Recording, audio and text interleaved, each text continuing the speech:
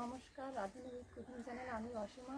তো বন্ধুরা, আপনাদের অনেক অনেক শুভেচ্ছা জানাই। আমি আর একটি নতুন পর্ব নিয়ে এসেছি। আজ আমাদের পুকুরে মাছ ধরবো আর বাগানে কিছু সবজি লাগাবো। তো সেই সবজিগুলো লাগানো আমাদেরকে শেয়ার করবো। তা বন্ধুরা, আপনারা দেখতে থাকুন, আশা করি ভালো লাগবে, পাশে থাকবেন।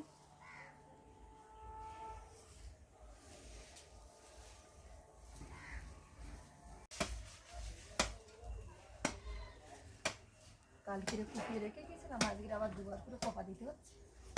দিয়ে আমরা এই যে সবজিগুলো লাগাবো। দুবার কপা দিলে ভালো হয়। প্রথম কপায় বড় ঢালা ওঠে, দ্বিতীয় কপায়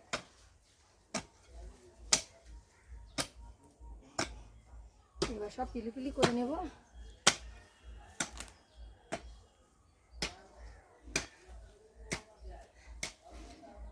স্কুলে গেছিল, স্কুল দিয়ে চলে এসেছি আর আমরা এই বাগানে সবজি লাগানোর জন্য এসেছি।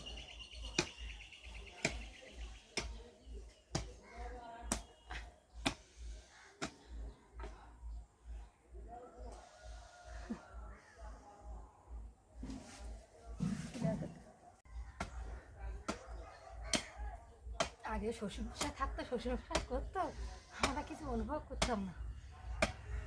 শ্বশুরমশাই নেই, আমাদের দায়িত্ব পড়ে গেছে বাড়ির যে বাড়ির যে স্বাভাবিক ঘরোয়া যে সবজি নিজের ক্ষেত থেকে হলে কত ভালো লাগে। আমাদের বাগানে সবজি প্রচুর হতো, শ্বশুরমশাই লাগে।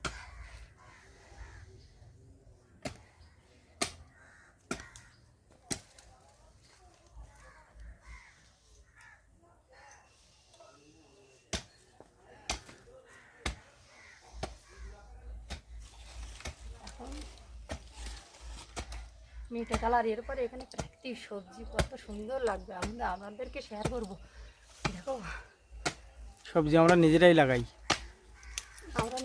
শ্বশুরমশাই যেমন একা লাগাত, আমরা তখন আসতাম না, উনি ডিউটির ক্ষেত্রে বাইরে থাকতো, আমরা এতে ঠিক একটা মাথা দিতাম না। উনি এখন নেই বলে এখন আমাদেরকে এগুলো করতে হচ্ছে। এই একবার লাগলে সারা বছর এই সবজি খাওয়া যাবে, একবার লাগালে। তো বন্ধুরা, আজ আমরা বাগানে এই যে বাঁধাকপি, ফুলকপি, লঙ্কার চারা, ঝিটির চারা, এগুলো আজ রোপণ করবো। তো এই ছোটো ছোটো দড়ি দিয়ে পিলি করে নিয়েছি। দেখুন, আমরা তো নতুন চাষি, তো অল্প অল্প করে শিখতে হচ্ছে। শ্বশুরমশাই আগে করতো, আমরা দেখতাম এইভাবে করতে হবে, তো আমরাও সেইভাবে চেষ্টা করছি। ওনার মতো অতটা যদিও ভালো হবে না সবজি, তো হালকা হালকা চেষ্টা করছি ওনার মতো করার। এই ছোটো ছোটো পিলি কেটে নিয়েছি এরকম করে, আর এই সবজিগুলো রোপণ করব। এবার রোপণ করার পরে মাছ ধরার জন্য এসেছিলাম পুকুরে, তো এখন দেখছি এই রোপণ করতে করতে অনেক দেরি হয়ে যাবে, তো মাছ মারতে পারবো কিনা বন্ধুরা ভাবছি।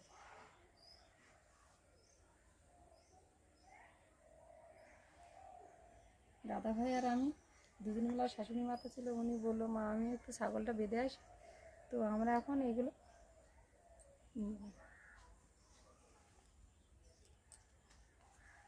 কিসের ছাড়া ছিল? ওলকপি। আগে কোনটা লাগাবা?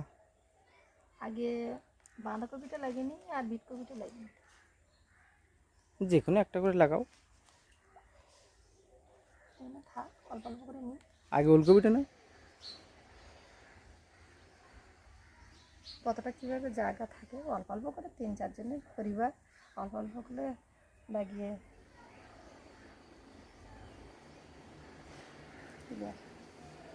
ক্লিয়ার।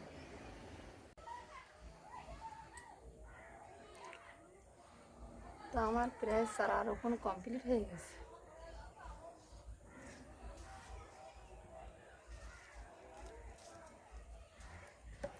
ছোট চারা, এই বাচ্চাদের মতো।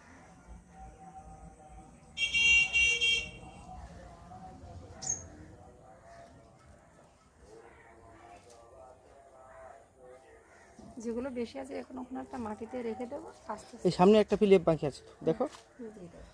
সামনে পিলিটা দিয়ে দাও। ঠিক আছে।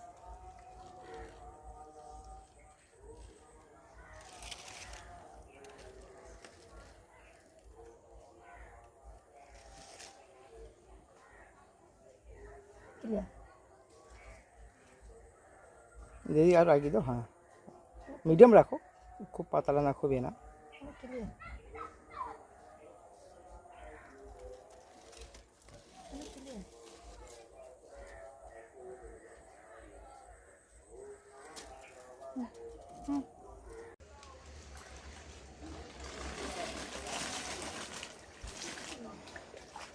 ক্লিয়ার জলগুলো দিয়ে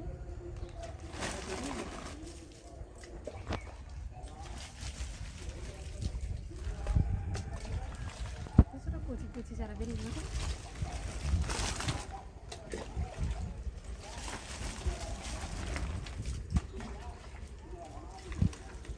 তোমার পিছনটা দাও।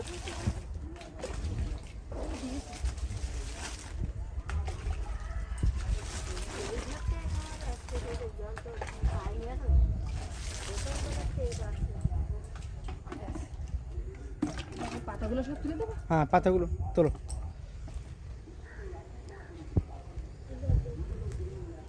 কচি কচি চারা দেখো।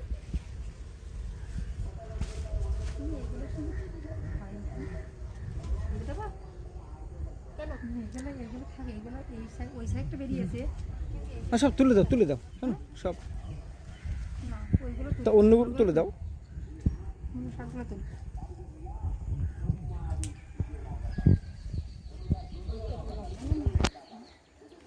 পাতার জন্য হালকা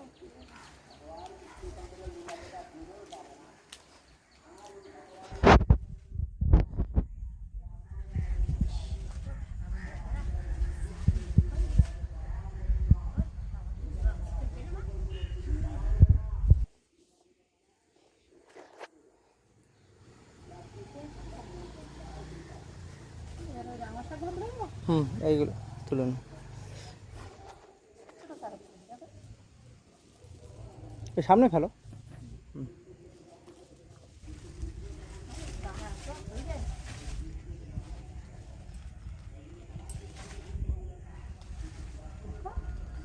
চারা কত সুন্দর হয়েছে। যে বাচ্চাদের মতো কতটা এর জল দিতে হবে, সার দিতে হবে, জৈব সার।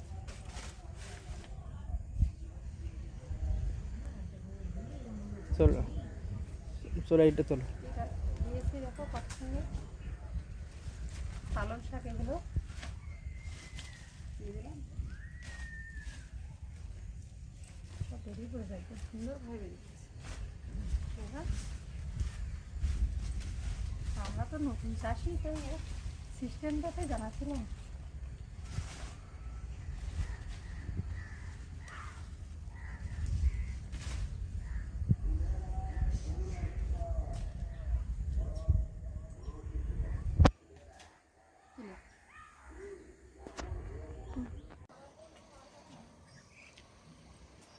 ঠিক করছে দেখো খাওয়ার জন্য।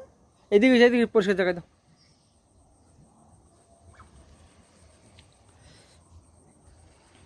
দেবে না? ও বাবা কি করছে, ওর মা আসতে দেরি করছে। ও বাবা দেখো খিদে পেয়েছে দেখো।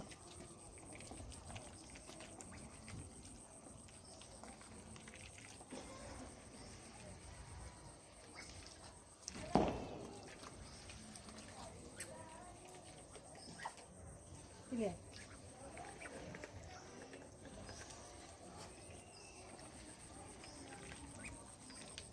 ওর মা বাবা খেতে পারছে না। ক্লিয়ার।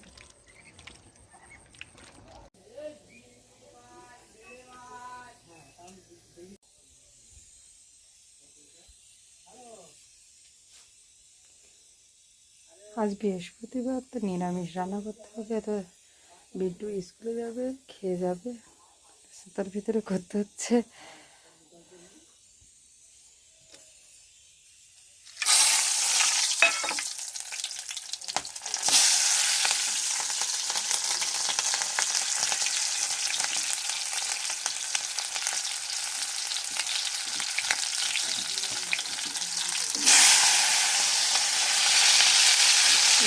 কত মজা হচ্ছে।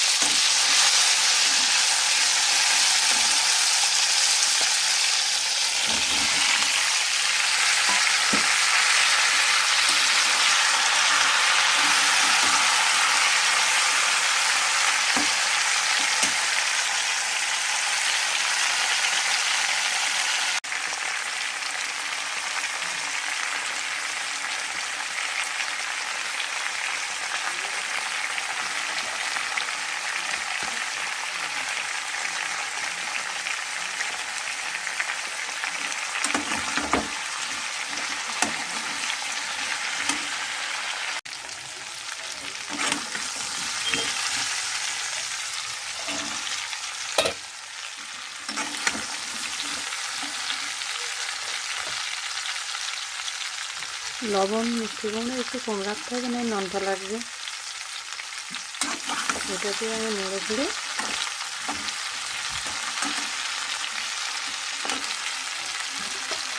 জল দেবো,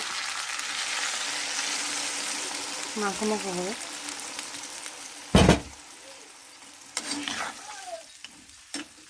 নিরামিষ সয়াবিন আলু কুমড়ো ডাঁটা দিয়ে সবজি রান্না করলে একটু গরম মশলা দিলে ভালো হয়।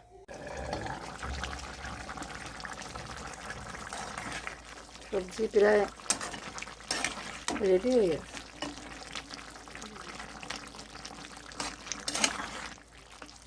আলুটা তো সেদ্ধ হয়ে গেছে, কিন্তু কুমড়োটা একটু হালকা সেদ্ধ বাকি আছে। আমি একটু হালকা চিনি দিয়ে দেবো, আর একটু জিরের গুঁড়ো দিয়ে দেবো, আর ধনের গুঁড়ো দিয়ে দেবো।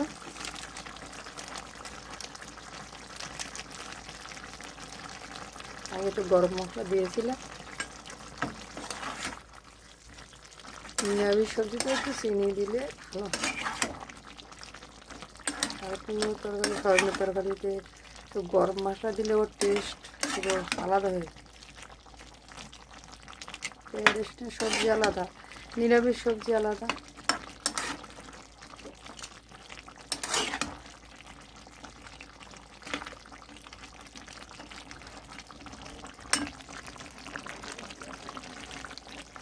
সবজি আমার প্রায় কম খাওয়ার সাথে ওভেন বন্ধ করে দেবো, হালকা একটু ফুটিয়ে।